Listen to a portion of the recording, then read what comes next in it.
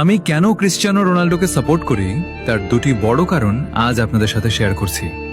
প্রথম কারণ হলো মুসলমানদের প্রতি তার ভালোবাসা এবং গাজার শিশুদের সাহায্য করা।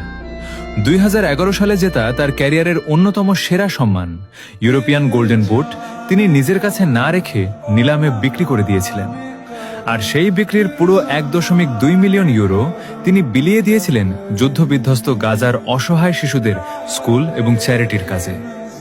এত বড় একজন মানবিক মানুষের কাজ দেখার পরেও তোমরা তাকেই ট্রোল করো।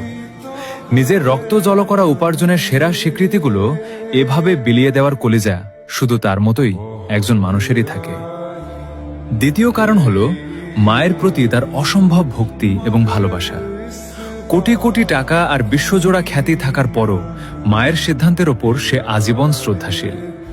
রাশিয়ান সুপার মডেল ইরিনা শায়েকের সাথে রোনালদোর দীর্ঘ 5 বছরের গভীর সম্পর্ক ছিল, কিন্তু তাদের বিচ্ছেদের মূল কারণ ছিল মায়ের সাথে ইরিনার দূরত্বের তৈরি হওয়া এবং তার মাকে আপন করে না নেওয়া। রোনালদোর স্পষ্ট কথা ছিল যে তার জীবনে মায়ের পজিশন সবার উপরে, আর যে তার মাকে সম্মান করতে পারবে না সে তার জীবনসঙ্গী হওয়ার যোগ্য নয়। মায়ের প্রতি এমন অন্ধ ভালোবাসা আর সম্মান সত্যি মন ছুঁয়ে যায়।